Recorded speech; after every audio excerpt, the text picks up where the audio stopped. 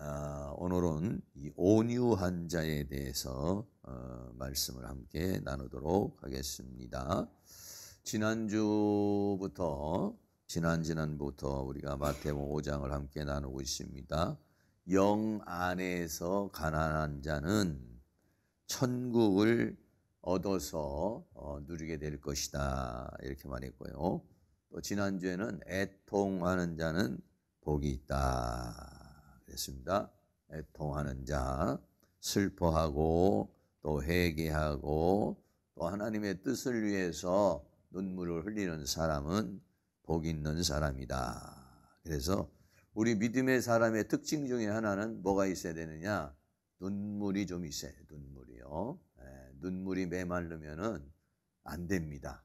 뭔가 예수 믿는 사람은 가슴이 뭉클하고 눈가에는 좀 촉촉한 눈물이 좀 흐를 수 있는 그런 마음이 돼야지, 완악한 마음이 돼가지고 이게 뭔가 회개할 줄도 모르고 또 하나님을 위해서 통곡할 줄 모르는 그런 마음이 되어서는 안 되겠죠. 오늘은 온유한 자에 대한 말씀을 함께 나누도록 이렇게 하겠고요. 금요일 날은 좀 찬양을 좀 많이 하고 기도를 좀 많이 하고, 그래서 말씀은 좀 짧게 해서 여러분들이 기도하고 찬양하고 이렇게 말씀을 들으면은요, 이게 우리의 생각의 변화가 일어나죠. 그런데 찬양을 하면 우리의 감성이 이게 살아나는 거예요. 그래서 성경은 뭐라고 하냐면 아는 것과 믿는 것이 하나가 되어야 된다. 안다는 것은 지적인 것이고 믿는다는 것은 좀 정적인 부분이에요. 그래서 아는 것과 믿는 것, 그리고 더 나아가서 이제 사는 것이 하나가 돼야 돼요. 그래서 머리만 이렇게 발달된 사람들은 이 뭔가 아는 건 많은데 감동이 없죠. 그래서 머리에 있는 것이 가슴으로 내려오고 가슴으로 내려온 것이 뜨거워져서 행동으로 옮겨줄 수 있도록 이렇게 돼야 되죠. 그렇기 때문에 우리가 찬양도 열심히 해서 찬양을 통해서 감성을 깨워야 돼요. 우리의 마음을 이렇게 감정적인 부분, 감성적인 부분을 이렇게 깨워서, 그래서 우리의 영을 좀 이렇게 부드럽게 따뜻하게 해야 되고, 그리고 근데 이성적인 면을 또 우리가 생각을 바꾸고 사고를 바꾸고.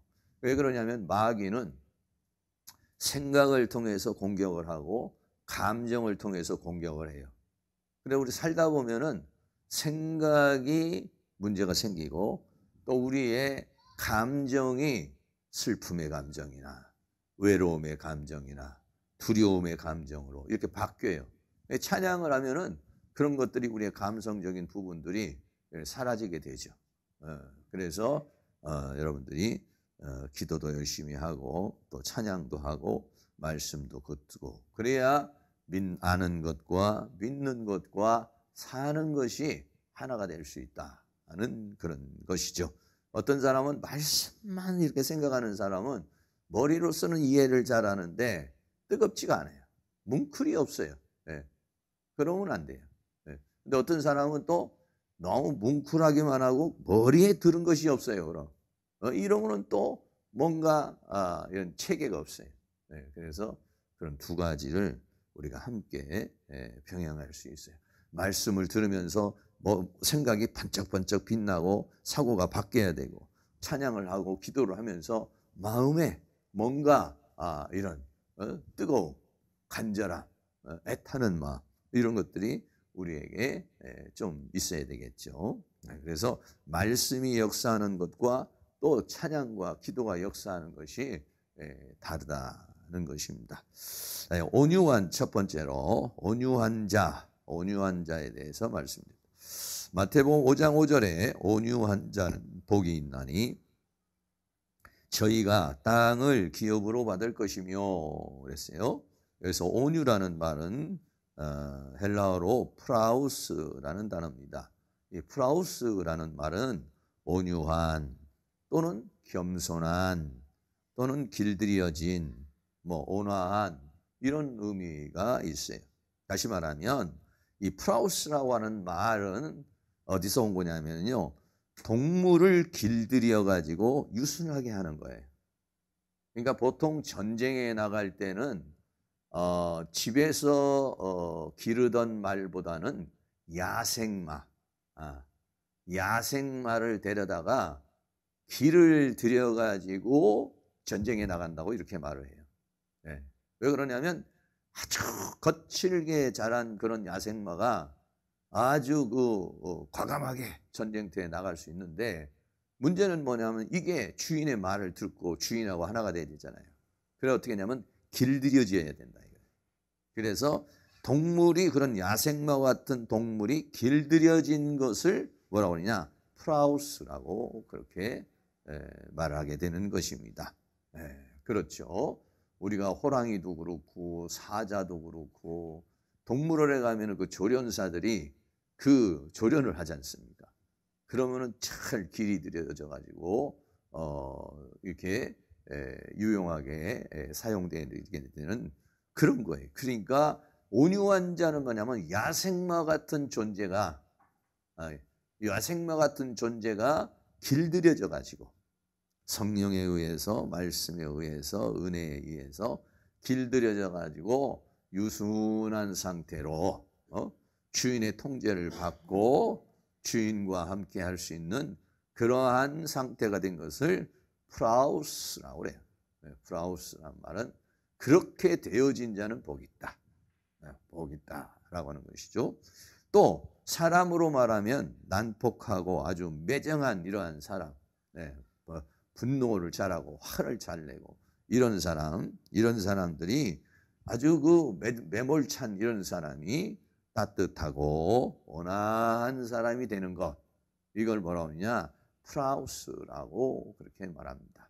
그러니까는 난폭한 사람들, 분노하는 사람들, 화내고 이런 사람들이 말씀에 의해 성령에 의해 하나님에 의해서 통제가 돼가지고 온화한 사람으로 바뀌는 거, 이런 사람은 복이 있다. 이런 사람을 프라우스라고 그렇게 말하고요.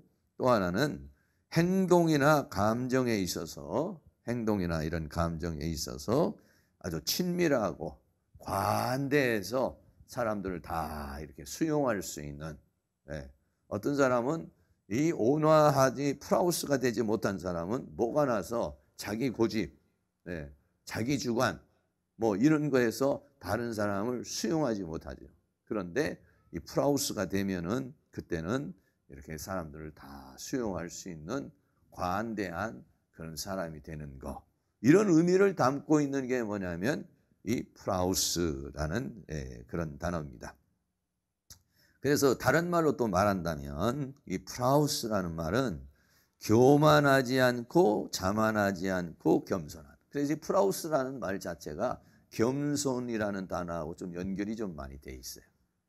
그래서 교만과 자만하지 아니하고 겸손해지는 상태, 이걸 프라우스라 이렇게 말하고, 분노하지 않고 부드럽고 따뜻해진 사람, 또 다른 말로 말하면 다른 사람을 수용할 줄 아는 사람, 따뜻하게 수용할 수 있는 사람, 이런 사람을 프라우스라 이렇게 말합니다. 한 가지 더 말한다면 이런 사람은 뭐냐면 성령의 통제를 받는 사람, 길이 잘 들여져서 하나님의 통제를 받고 성령의 통제를 받는 사람, 이런 사람을 프라우스라고 그렇게 말하고 있는 것입니다. 그래서 이 프라우스라는 것은 성령의 열매입니다. 성령의 열매인데 갈라디아서 5장 22절부터 우리 같이 한번 읽습니다. 오직 성령의 열매는 사랑과 희락과 화평과 오래 참음과 자비와 양성과 충성과 온유와 절제니 이와 같은 것을 금지할 법이 없느니라. 성령의 9가지 열매 중에서 8번째가 뭐냐면 온유예요. 온유 다음에 나오는 게 절제. 온유와 절제가 좀 비슷한 그런 뉘앙스가 좀 있는데, 온유, 부드러워지는 거예요. 사람이 따뜻해지는 거예요. 야생마 같은 사람이 잘 길들여지는 거. 이것이 뭐에 가능하느냐? 성령의 역사가 일어나면, 성령의 역사가 있어서 성령의 터치를 받고 성령의 훈련을 받고 성령의 역사가 임하고, 이러다가 보면은요, 이 모난 것들이 깎이고 부셔지고 다듬어지고 깨지고 이렇게 되면서 뭐가 되느냐면 프라우스가 되어진다는 것이에요. 그래서 이 프라우스라는 온유는 성령의 열매일 뿐만 아니라 더 나아가서는 주님의 성품이에요. 마태복음 11장 29절도 같이 있습니다. 나는 마음이 온유하고 겸손하니 나의 멍에를 메고 내게 배우라. 그러면 너희 마음이 쉼을 얻으리니. 그랬어요. 그래서 주님의 마음이 뭐냐? 너희는 이 마음을 품으라. 그리스도 예수의 마음이니 했는데, 이 예수님의 마음이 뭐냐면 온유와 겸손이라는 것이에요. 온유와 겸손. 이것이 예수님의 성품이 되는 것이죠. 그러니까 이렇게 예수님의 성품으로 변화가 된 자는 복이 있다. 성령의 역사를 통해서 다듬어진 사람은 복이 있다. 이런 얘기예요. 그런데 어떤 사람은 성령의 역사로 불구하고 그러한 온유의 덕목을 못 만들어내는 사람이 있어요. 그런 사람은 복이 없어요. 그러나 이렇게 성령의 역사를 통해서 하나님의 은혜를 통해서 프라우스가 된 사람들은 복이 있다고 그렇게 말하고 있어요. 그래서 이런 것들은 성령의 역사를 통해서도 만들어지지만은 또 하나는 뭐냐면 신앙의 과정을 통해서, 신앙의 과정을 통해서 여러 환경과 상황과 사건과 이런 걸 만나면서 뭐가 되느냐? 사람이 변화의 역사가 일어나는 거예요. 그래서 신앙의 과정을 통한 온유. 그래서요, 베드로전서 3장 4절도 같이 있습니다. 오직 마음에 숨은 사람을 온유하고 안정한 심령에 썩지 않을 것으로 하라. 이는 하나님 앞에 값진 것이니라. 그랬어요. 마음에 숨은 사람, 내적인 부분을 어떻게 하느냐? 온유하게 만들어주라. 이거는 어떻게 만듭니까? 신앙의 연단과 과정을 통해서 또 끝없는 자기와의 싸움을 통해서 이런 것들이 만들어지게 되는 것, 이겁니다. 디모데전서 6장 11절도 같이 있습니다. 오직 너 하나님의 사람아 이것들을 피하고 의와 경건과 믿음과 사랑과 인내와 온유를 쫓으라 라고 그랬어요. 그래서 이러한 온유는 우리가 추구해야 될 것들이고, 또 그런 것들을 우리의 마음, 우리의 성품과 우리의 인격에 그것을 만들어야 된다는 것을 우리에게 말씀해 주고 있는 것입니다. 그래서 온유와 더불어서 아까도 말씀드린 대로 겸손이 좀 비슷하게 가요. 이게 온유해지면 겸손해지는데, 겸손에 대한 말씀도 한번 보겠습니다. 빌립보서 2장 3절 있습니다. 아무 일에든지 다툼이나 허영으로 하지 말고 오직 겸손한 마음으로 각각 자기보다 남을 낮게 여기고. 겸손이라고 하는 것을 여러 가지로 표현할 수 있지만 그 중에 하나가 뭐냐면 남을 낮게 여기는 게 겸손이다. 남을 깔아뭉개는 것은 교만이고요. 다른 사람을 존중할 줄 알아야죠.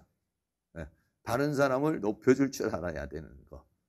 이런 것이 뭐냐면은 겸손한 마음이다라고 하는 거예요. 그런 것들.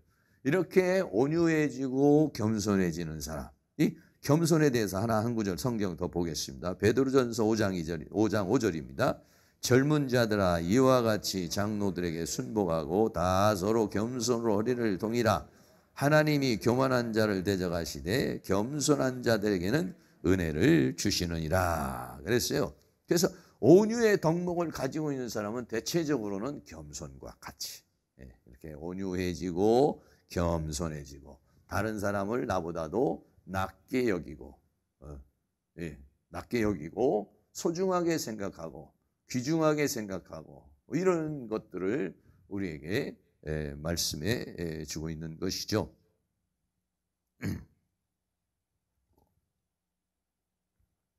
요즘에는 황혼이혼이라는 것이 많이 나오잖아요. 그래서 이제 사람들이 한 60대 이후에 이혼을 하고 그리고 다시 재혼하는 것을 이제 황혼, 이혼, 재혼이라고 이제 이렇게 얘기를 해요. 그러면은 이혼을 했을 때는 상대방이 마음에 안 들고 또 여러 가지로 또 안 맞으니까 그렇게 이제 하잖아요. 그러면 이제 또 다시 이제 새로운 사람을 만나요. 네. 어떤 사람들은 남자가 너무 난폭하고 강압적이라서 좀 부드럽고 따뜻한 사람을 만났으면 좋겠다. 그래서 했는데 정말로 어떤 사람을 만났는데 따뜻하고 부드럽고 친절한 거예요. 너무 좋죠. 너무 좋죠. 그래 너무 따뜻하고 친절한데 가만히 보니까 자기한테만 따뜻하고 친절한 게 아니라 다 따뜻하게 친절하게 해준다는 거예요. 그래가지고 사람이 부드럽고 따뜻하게는 하는데 다른 사람한테도 다 그렇게 따뜻하고 따뜻하다 보니까는 빚 보증을 쓰고 다른 사람의 거절을 이거를 끊지를 못하고 해가지고 그래서 이제 또 문제가 생겼다. 뭐 이런 얘기를 이제 제가 한번 들었어요. 그래서 어떻게 되냐면은 우리는 그래요. 술만 팍 고래같이 먹는 남편을 만나면 아우 술 안 먹는 사람 만나면 좋겠다. 좋겠죠. 그런데 또 다른 문제가 또 생기게 되는 것을 우리는 생각할 수 있는 것이죠. 그래서 다른 사람을 상대방을요 우리가 인간관계를 만들어 가면서 살아가는 가운데 온유해지는 것은 뭐냐면 그 다른 사람들을 수용할 수 있는 그런 이제 사람이 되는 건데 그래서 온유를 다른 쪽으로 얘기를 한다면 아까도 말한 대로 성령의 열매로 맺어진 성품. 그러니까 자기가 막 각고를 하고 뭐 이렇게 해서 만들어진 게 아니라 성령의 감동 감화가 있어가지고 사고방식이 바뀌는 거예요. 생각이 바뀌는 거예요. 그래서 그것이 성품화되는 것을 가르쳐서 말하는 것이고 또 이 신앙의 과정을 통해 가지고 하나님이 막 부셔뜨리는 거예요. 깨뜨려 버리는 거예요. 고집을 깨뜨려 버리고 잘못된 것을 깨뜨려 버려서 그래서 인격이 변화가 되는 거예요. 더 나아가서는 나는 죽고 주님이 통치하는 것. 그러니까 온유라고 하는 이 자체가 성령의 열매이기 때문에 이게 그냥 한번 만들어진다고 끝나는 게 아니에요. 그것은 계속적인 주님의 통치를 받을 수 있는 사람. 내 성격이나 내 본질로는 욱 할 수밖에 없고 또 그냥 다툴 수밖에 없고 주장할 수밖에 없는 사람인데 성령의 역사를 통해서 그걸 참는 거죠. 그 다툼을 피하는 것이죠. 그걸 수용할 수 있는 것이죠. 그러니까 이거는 뭐 성품이나 인격이 한번 딱 만들어지면 끝나는 것이 아니라 계속적인 성령의 어떠한 통제를 받는 것. 이것을 온유라고 이렇게 말해요. 그래서 우리가요, 온유해지려면 어떻게 하느냐? 성령 충만 받으면 됩니다. 사람이 성령 충만 받으면은요, 말도 부드럽고, 눈빛도 부드럽고, 행동도 부드럽고, 이래요. 근데 성령이 충만하지 못하면은 어떻게 하느냐? 육이 충만해가지고, 그 소리도 큰 소리도 내고, 그리고 이게 부드럽지 않고, 거칠고, 이런 것들이 나타나는 거예요. 그러니까 성령의 충만함이 있을 때에 성령의 역사로서 이 프라우스라고 하는 것이 우리에게 만들어지게 되는데, 그런데 그것이 아주 인격화가 되고 그리고 그게 성품화가 되어가지고 그렇게 살 수 있는 사람이 되어지면은 복 있는 사람이다. 그렇게 만들어지면은 복 있는 사람이다라고 하는 것이죠.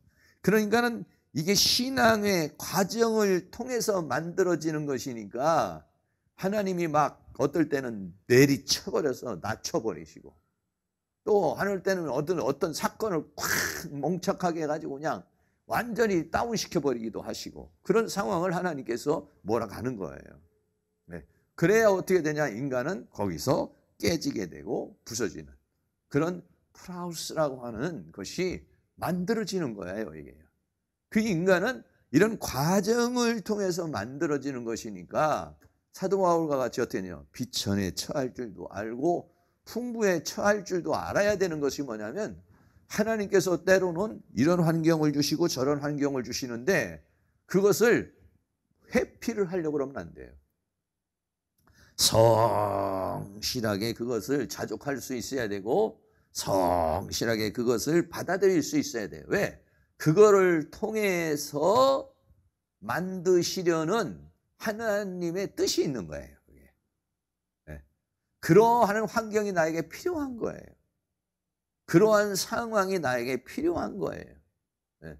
그러니까 우리는 적극적인 자세로 지금 나에게 당면한 상황에 대해서 원망하고 불평하고 짜증내고 하나님 빨리 이런 상황이 지나갔으면 좋겠습니다. 뭐 이렇게 말하기보다는 내가 그런 상황이 필요 없어지면 지나가는 거예요. 할렐루야. 네. 내가 빨리 성장해버리면 그런 상황이 필요가 없잖아요.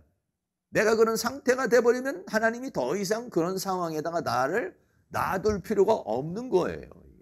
그런데 그 환경이 계속 그렇게 되는 것은 그 환경을 통해서 나를 만드시려는 하나님의 목적이 완성이 안 됐기 때문에 그 환경이 나에게서 계속 지속되는 거예요. 이스라엘 백성들이 40년 동안이라는 세월을 광야에서 그렇게 있는 이유가 뭐예요? 하나님의 목적하신 바가 안 되니까 뱅뱅뱅뱅뱅뱅뱅뱅 도는 거 아니에요. 그만큼 인간은 어렵다. 그래, 보통 사람들이 그래요. 그 사람들이 이렇게 토론하는 모습을 제가 이렇게 보니까 인간은 고쳤을 수 있는 것이 아니다. 또 한 사람은 인간은 그래도 고쳐진다. 그래서 찬반을 물어보는데 보니까 한쪽에서는 자기 경험삼에 인간이 안 고쳐진다. 이렇게 말하고 어떤 사람은 인간 고쳐지더라. 변화가 일어나더라. 이렇게 그거는 이제 자기가 경험을 해봤는데 자기 남편이 변화가 된 거예요. 자기 아내가 변화가 된 거예요. 그걸 보고 인간 고쳐져요. 이렇게 말하고 어떤 사람은 끝까지 안 변하는 사람이 있어요. 그런 걸 보면은 인간은 고쳐 쓰는 게 아닙니다. 네, 이렇게 이야기를 하게 돼요. 어쨌든 그래서 이 온유라고 하는 덕목이 만들어지는 것은 인간이 인격이 변화되고 성품이 변화되고 사상이 변화되고 생각이 변화되고 삶이 변화된 거니까 이렇게 되어진 사람은 복 있는 사람이다. 네.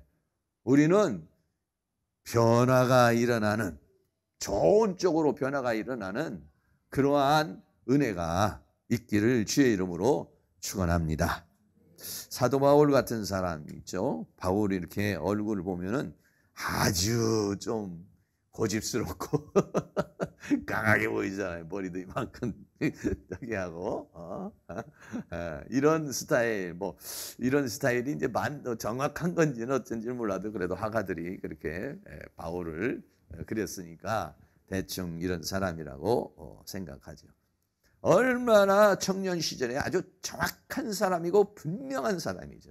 율법주의자고 절대적으로 양보와 타협이 없는 그런 사람이고 아주 강인한 사람이고 난폭한 사람이고 예수 믿는 사람을 잡아다가 핍박하고 감옥에 가두고 그 일을 위해서는 아주 막 적극적인 자세로 나선 사람이 이 바울이라는 사람이에요. 그래서 사울이 바울이 됐지만 그 뒤로 믿음의 삶을 살아가지만은 우리가 성경에서 잘 아는 대로 바나바라고 하는 사람하고 크게 다투는 일이 벌어지죠. 사도행전 15장 38절에서 39절 보면은 바울은 밤길리아에서 자기를 떠나 한 가지로 일하러 가지 아니한 자를 데리고 가는 것이 옳지 않다 하여 서로 심히 다투어 피차 갈라섰다. 무슨 문제입니까? 마가라는 사람하고 셋이서 이 전도여행을 갔는데 중간에 마가가 도망가 버린 거예요. 그래서 2차 전도 여행을 하려고 올 때 바나바는 어떤 사람입니까? 따뜻한 사람이고 부드러운 사람이에요. 사울은 칼 같은 사람이거든요. 그러니까 마가를 또 데려가자 이러니까 절대 그런 건 데려갈 수가 없다. 그래서 아주 심히 다투었다고 그랬어요. 아주 심히 다투어서 어떻게 했냐? 다투는 걸로 끝나지 않고 그러면 난 당신하고 더 이상 사역할 수 없어. 갈라서 버렸다고 그랬어요. 그러니까 그만큼 이 바울이라는 사람이 아주 강한 그런 사람이었어요. 그런데 이거는 이제 사역의 초창기 시대가 되는 것이죠. 그런데 서서히 나이를 먹고 또 사역을 하다가 보니까 이 마가에 대해서 다른 상황이 생기죠. 그래서 나중에 이 디모데후서는 이제 바울이 이제 사역을 마치고 이제 순교를 해야 되는 그런 상황이죠. 그때 보면 디모데후서 4장 11절에 누가만 나와 함께 있느니라. 디모데에게 이제 편지를 보내면서 내가 올 때 마가를 데리고 오라. 이렇게 했어요. 네, 마가를 데리고 오라. 저가 나의 일에 유익하니라. 그래서 과거에는 상종도 하지 않았던 사람이었었죠. 그런데 나의 일에 유익하니라. 그러니까 마가라고 하는 사람이 단점이 있는데 그걸 어떻게 해요? 수용할 수 있는 사람이 됐어요. 네. 그리고 더 나아가서는 뭐라고 그랬냐? 마가를 동역자 마가라고 그랬어요. 빌레몬서 1장 20절에 빌레몬서에서 보면은 또한 나의 동역자 마가, 아리스타고, 데마, 누가가 무난하니라. 그래서 마가를 뭐라고 그러냐면 동역자라고 그렇게 얘기를 하는 모습을 보게 되는 것이죠. 그러니까 그렇게 칼 같은 사람이고 수용하지 못했던 사람이 나중에는 마가를 수용할 수 있는 사람이 되었다는 것입니다. 그건 뭐예요? 이 사도 바울이 과정을 통해서 목회의 과정을 통해 신앙의 과정을 통해서 과거에는 수용하지 못하던 사람을 수용할 수 있는 온유의 덕목을 갖춘 사람이 될 수 있었다는 것이, 이런 것들이 뭐냐면 바로 온유라고 하는 그런 것이죠. 한 사람을 더 소개하면요, 스데반 집사님입니다. 스데반 집사님이 이제 돌멩이에 맞아서 이제 기도하는 그런 장면인데, 사도행전 7장 59절 60절 보면은 우리가 잘 알고 있죠. 스데반을 돌멩이로 칩니다. 저희가 돌로 스데반을 치니 스데반이 부르짖어 가로되 주 예수여 내 영혼을 받으시옵소서 하고 이 무릎을 꿇고 크게 불러 가로되 주여 이 죄를 저들에게 돌리지 마옵소서, 이 말을 하고 자니라. 그랬어요. 그 돌멩이를 맞으면 사람은요, 누군가가 막 나에게 화를 내고 막 나를 향해서 유해를 가하게 되면 나도 모르는 사이에 분노가 나고 나도 모르게 방어를 하게 돼 있는 거거든요. 그런데 스데반 집사님이 그거를 그대로 받아들여요. 그리고 자기를 죽이는, 돌멩이로 쳐서 죽이는 사람에 대해서 이 죄를 저들에게 돌리지 마옵소서. 그러니까 그 사람들을 보는 것이 아니라 그들 속에서 역사하고 있는 원수 마귀 사단의 세력을 보고, 저들이 지금 저렇게 하는 것은 원수 마귀가 저들을 충동질해 가지고 저렇게 하는 것이고 저들이 하는 짓을 알지 못하고 있는 것이니까 하나님 저들을 용서해 주세요. 다시 말하면 뭐예요? 감정으로 대하는 게 아니죠, 이게 지금. 자기 이성으로 대하는 게 아니잖아요. 감정으로 대하고 이성으로 대하게 되면은 반항을 하게 되는 것이고, 하나님 저들을 당장 죽여주세요. 이렇게 할 수밖에 없잖아요. 그런데 성령으로 저들을 대하는, 이런 것들이 어디서 나오냐? 온유의 덕목에서 그거를 수용할 수 있는 그 부드러움, 그 따뜻함, 그 여유로움, 그 관대함, 이런 것들이 어디서 나오는 것이냐? 이런 덕목에서 나오는 건데, 이 덕목이 어떨 때 나왔느냐? 성령이 충만할 때. 네? 사도행전 7장 55절 말씀에 스데반이 성령이 충만하여 그랬어요. 그러니까는 이 프라우스라는 온유의 덕목이라고 하는 것은 어떠한 일반적인 도덕적 성품이 아니에요. 이거는요. 도덕적 성품에서 나오는 따뜻한 부드러움이 아니에요. 이게요. 성령의 역사를 통해서 나오는 프라우스예요. 그래서 성령이 충만하여 하늘을 우러러 주목하여 하나님의 영광과 및 예수께서 하나님 우편에 서신 것을 보고, 그러니까 하나님의 영광이 보이니까 그렇게 할 수 있었다 이런 얘기예요. 성령이 충만하고 영의 세계를 보게 되고, 그리고 영의 세계 속에 역사하고 있는 그 사단의 역사를 보니까 사람이 오히려 사탄에 의해서 그렇게 악마와 같이 자기에게 덤벼드는 그들을 볼 때 어때요? 불쌍히 여기는 마음이 생기고 그들을 위해서 기도하는 마음이 생긴 거. 이거는 뭡니까? 이것이 바로 영의 사람이죠. 네. 영의 사람이에요. 저도 이렇게 살다 보면은 자꾸 영으로 반응하기보다는 육으로 반응하고 이성으로 반응하고 감정으로 반응할 때가 많이 있어요. 네. 근데 성령 충만한 상황이 됐을 때는요, 내 감정으로 대하면 안 되지. 이성으로 대하면 안 되지. 영으로 대해야지. 영으로 봐야지. 이런 생각이 들어와요. 충만할 때는. 충만하지 못하면은요, 감정이 푹 나가요, 그냥. 네. 그리고 막 머리가 돌아가요. 머리가 돌아가면 안 되고, 영이 돌아가야 될 줄로 믿습니다. 네. 영이 돌아가려면 어떻게냐? 영이 충만해서 영이 내 이성과 감정을 지배할 수 있어야 되겠죠. 그러니까는 그래서 스데반의 얼굴을 보니까 어땠냐? 사도행전 6장 15절 같이 한번 있습니다. 공회 중에 앉은 사람들이 다 스데반을 주목하여 보니 그 얼굴이 천사의 얼굴과 같더라. 공회에다가 스데반을 잡아놓고, 공회에서 지금 스데반이 막 그 말씀을 전하는데 얼마나 긴장되고 그 공격해 들어오는 사람들을 향해서 막 이게 얼굴이 막 이상하게 변할 수 있잖아요. 그런데 천사와 얼굴 같다는 것은 참 따뜻하게 막 그냥 스데반을 잡아서 죽이려고, 트집을 잡으려고 막 공격을 하고 논박을 하는 그 공회에서 스데반이 어쩌면 이렇게 여유 있는 모습을 볼 수가 있어요. 오히려 그 얼굴이 천사의 모습과 같이 그런 사람을 싹 수용할 수 있는 덕목 중에 하나가 뭐냐면 프라우스라는 이 온유라는 거예요. 온유. 네.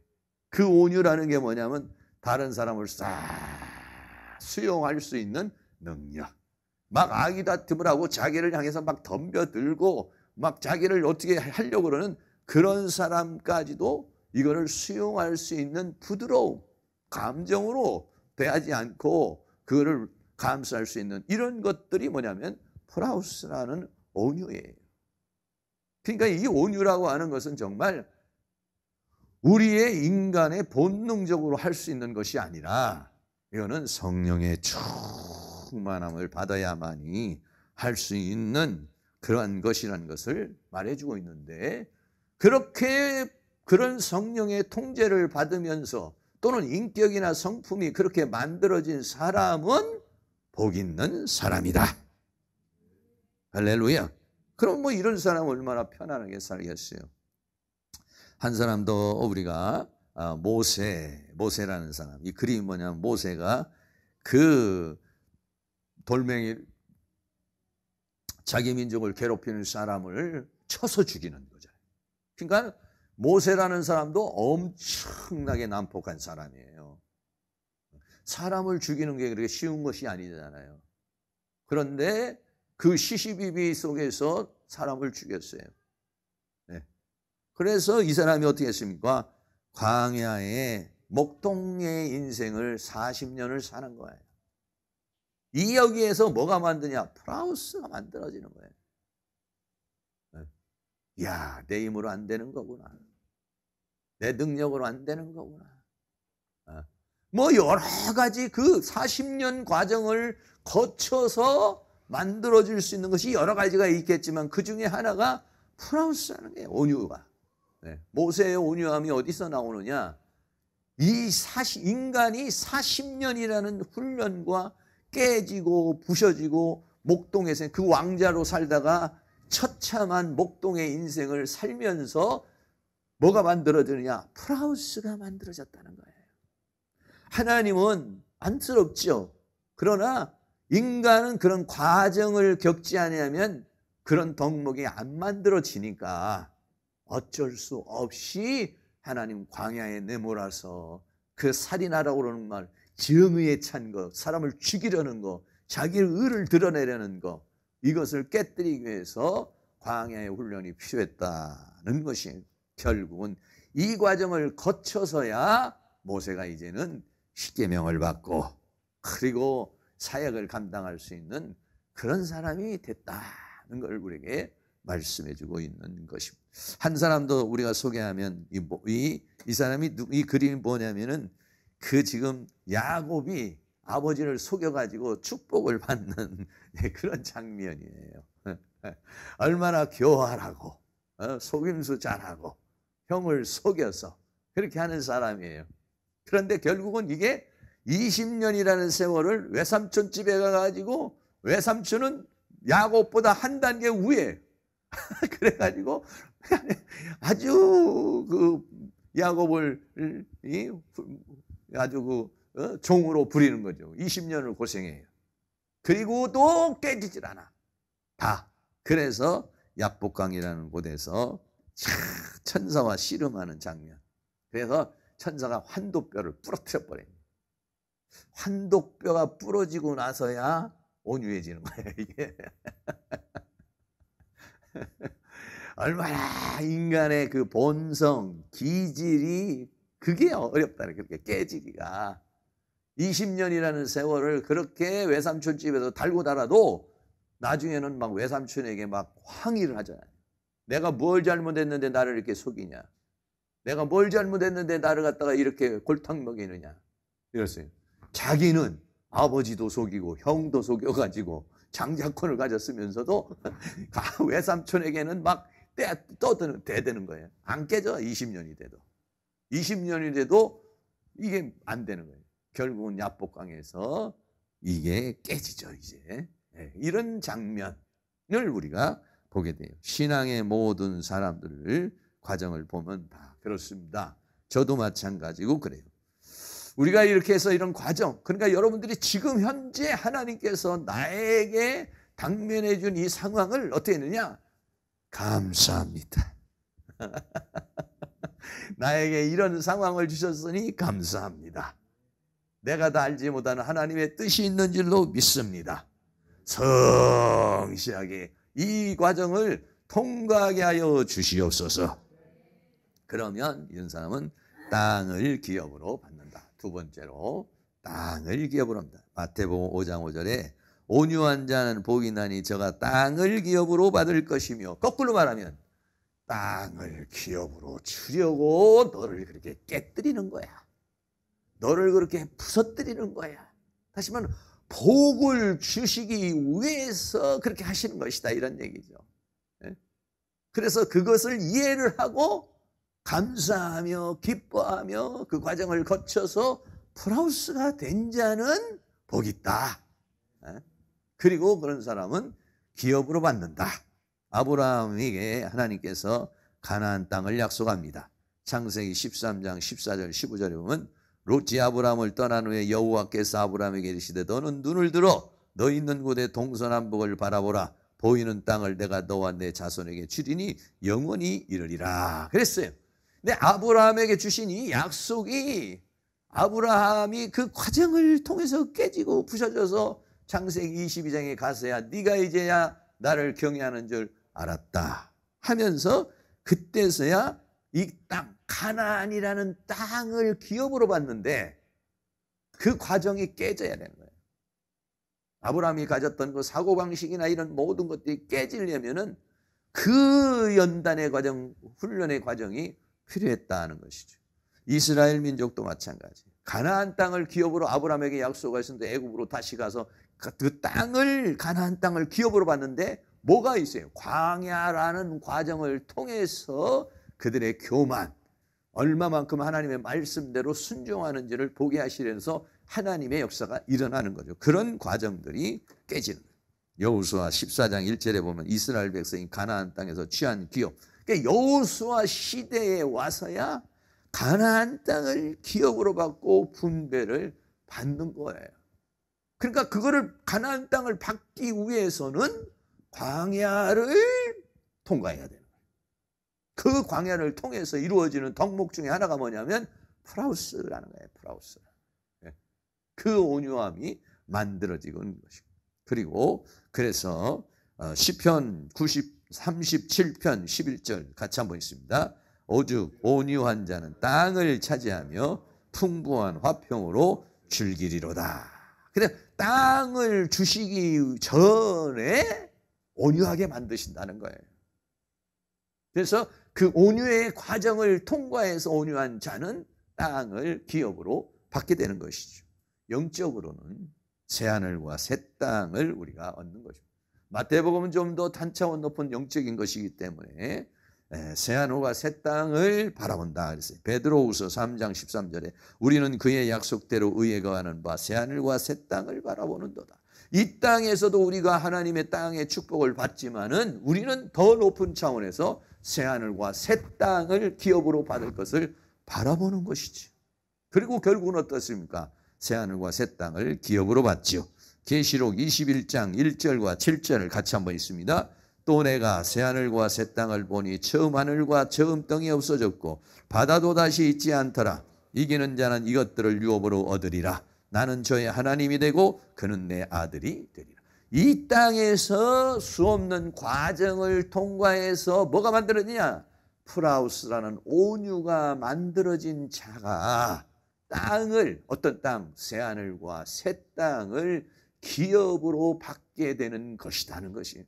그러니까 이 땅은 뭐냐면 우리를 그러한 프라우스의 사람으로 만드는 하나의 과정이라는 것이죠. 여러분들이 이렇게 된 사람은 복이 있다 그랬어요. 이렇게 되려면 어떻게 합니까? 나에게 당면한 모든 상황을 성실하게 여러분들이 그것을 빨리 도망가고 회피하려고 그러는 것이 아니라 성실하게 그것을 잘 극복해서 깨질 것은 깨지고 부서질 것은 부서지고 해서 만들어질 수 있기를 주의 이름으로 축원합니다. 마태복음 25장 34절에도 그때 임금이 그 오른편에 있는 자들에게 이르시되 내 아버지께 복받을 자들이여 나와 창세로부터 너희를 위하여 예비된 나라를 상속해라. 나라를 상속을 받으려면 그 과정을 통해서 우리들이 프라우스라는 덕목을 얻어야 된다는 것을 우리에게 말씀해 주고 있는 것입니다. 우리 모두가 다 이러한 과정을 여러분들이 다 거칠 때에 그래서 성경은 항상 기뻐하라. 쉬지 말고 감사하라. 돈이 없는 것도 하나님이 깨뜨리려는 것이고 병이 오는 것도 깨뜨리려는 것이고 이런 모습을 주는 것도 저렇게 하시려고 그러고 이렇게 다 하나님이 알아서 우리의 인생에 필요한 대로 이렇게 저렇게 다루어 가시는 것이니까 가장 중요한 것 중에 하나 자족의 비결을 배울 수 있기를 주의 이름으로 축원합니다. 결론입니다. 온유한 자는 땅을 기업으로 받는다. 온유는 어떻게 만들어지면 그냥 만들어지는 거 아니죠. 성령의 역사를 통해서 여러 과정을 거쳐서 만들어지는 것이니까 그냥 가만히 있는데 만들어지지 않아요. 많은 과정이 필요해요. 우리에게는요. 그러니까 그 과정이 올 때마다 우리 모두 다 성실하게 잘 받아들여서 그래서 통과 이렇게 해가지고 프라우스가 된 자는 복이 있나니 여러분들이 하나님이 주시는 모든 것을 기업으로 받아들이는 그런 은혜가 있기를 주의 이름으로 축원합니다. 내가 그리스도와 함께 십자가에 못 박혔나니 우리 다 같이 찬양 드리겠습니다.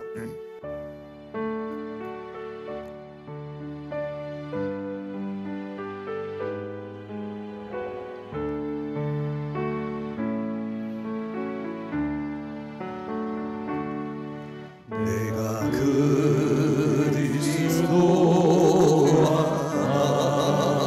함께 십자가에 못 박혔나니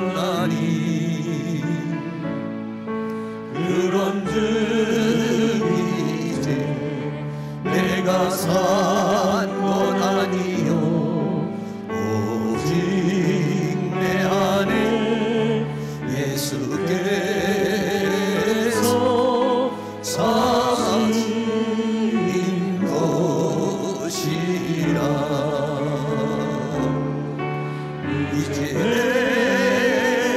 내가 육체 가운데 사는 것은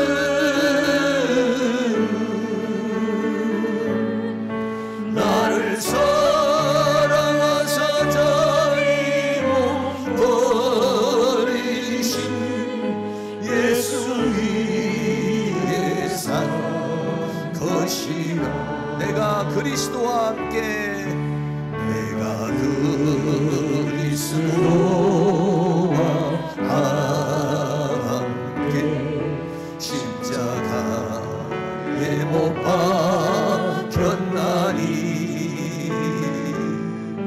그런즉 이제 내가 산 것 아니요 오직 내 안에 예수께서 사신 것이라. 이제 내가 육체 가운데 사는 것은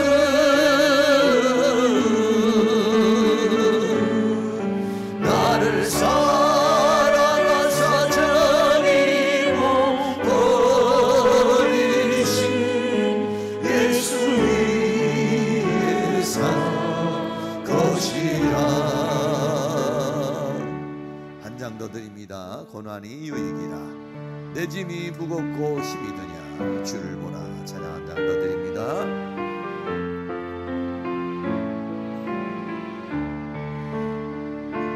내 짐이 무겁고 힘드냐 주를 보라. 고난이 유익이라. 주님 말씀하시네. 나의 가는 그 길은 오직 주가 나니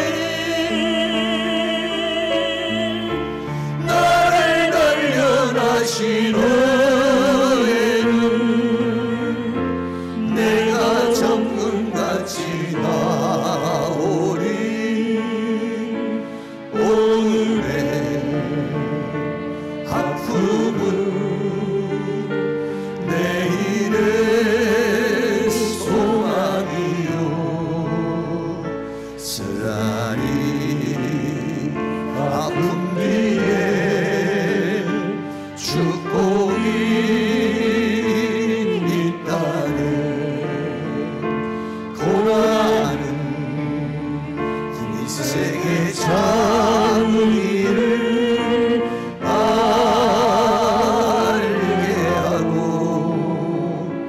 예수님 한 분으로 만족할 수 있어요. 나의 가는 그 길은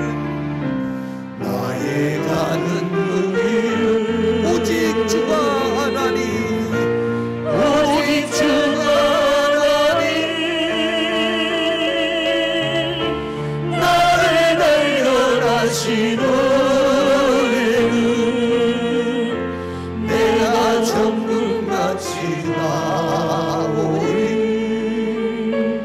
고난이 그 영은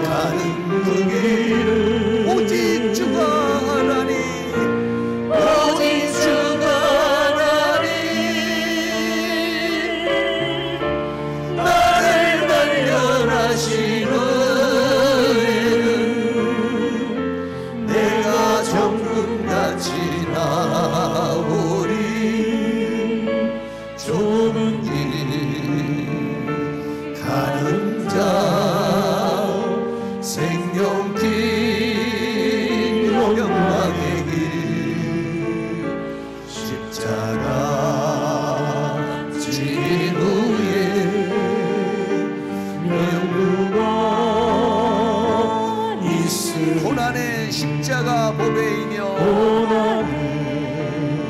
십자가 보배이며 능력이라 주님을 따르는 자 십자가 져야만 하리. 나의 가는 그 길을 가는 그 길을 오직 주가 하나니 오직 주가 하나니 나를 단련하시는 내가 정금같이 나오리. 좋은 길 가는 자 생명길 영광의 길 십자가 진 후에 멸류가 있으니 나의 가는 그 길은 나의 가는 그 길은 오직 주가 하나니 나를 단련하시는 내가 정금같이 나오리. 좋은 길 가는 자 생명길 영광의 길 십자가 진 후에 멸류관 있으니. 아멘. 제가 마무리 기도하고 여러분 뜨거운 마음으로 합심해서 기도하다가 돌아가시기를 바라겠습니다. 사랑과 은혜가 많으신 아버지 하나님, 은혜와 사랑을 감사합니다. 온유한 자는 복이 있다고 그랬습니다. 그러나 우리가 아직도 깨어지지 못한 부분이 많고, 아직도 모난 부분이 많고, 아직도 거친 부분이 많고, 아직도 교만한 부분이 많이 있습니다. 성령님, 우리를 다루어 주시옵소서. 지금 현재 우리에게 당면에 있는 모든 것들을 불평하고 원망하지 않고 감사함으로 받아들이게 하여 주시옵시고, 그래서 우리들이 하나님의 다루시는 손길을 통해서 프라우스라는 이 온유의 덕목을 만들어낼 수 있도록 하나님께서 우리를 도와주시고 붙들어 주시고 함께해 주시기를 간절히 원합니다. 오늘 이 밤도 온유의 영으로 임하여 주시옵소서. 성령으로 역사해 주시기를 원합니다. 나를 향해서 돌멩이를 던지는 자를 향해서도 아버지여 저들을 불쌍히 여겨달라고 하는 스데반과 같은 그러한 천사의 얼굴을 할 수 있도록, 그런 성령의 충만함을 받을 수 있도록 우리의 감정으로 대응하지 않고, 우리의 욕망으로, 우리의 육신의 힘으로 대응하지 않고 영으로 반응할 수 있는 그런 인격과 그러한 성품과 그러한 성령의 기름 부으심의 역사가 일어나도록 은혜를 베풀어 주시옵소서. 감사의 예물 주님 앞에 올려드립니다. 길태영 집사님 드립니다. 드려진 손길 축복하시고, 또 우리 강옥순 권사님에게도 은혜를 주셔서 먼 곳에서도 하나님의 가운데, 믿음 가운데, 은혜 가운데, 주의 성령 가운데 살아가실 수 있기를 축복합니다. 이명애 강사님, 주님 은혜 감사합니다. 주님의 은혜가 늘 충만하기를 축복합니다. 또 무명으로 또 김선혜 사모님, 길만저 목사 드렸습니다. 드려진 손길 축복하여 주시고, 주님 앞에 기도하고 간구하는 모든 제목들이 주님 안에서 다 이루어지게 하여 주시고 하나님의 능력으로 나타나기를 간절히 원합니다. 특별히 이 금요 집회를 통해서 더러운 귀신들이 떠나가고 질병이 치료되고 하나님의 능력이 나타나고 기적과 이적과 표적의 역사가 나타나도록 주의 성령께서 도와주시기를 간절히 원합니다. 가난한 자는 부유하게 하시고 질병 있는 자는 치유되게 하시고 믿음이 없는 자는 믿음을 갖게 하여 주시고 살아계신 하나님을 체험하지 못한 자는 하나님을 체험할 수 있는 그러한 역사가 이 집회를 통해서 일어날 수 있도록 주께서 역사해 주시고 함께하여 주시옵소서. 이 시간 우리들이 합심하여 기도할 때 기도의 영으로 충만케 하시고 방언의 영으로 충만케 하여 주시며 주의 성령으로 충만케 하여 주시옵소서. 예수 그리스도의 이름으로 기도하옵나이다. 아멘.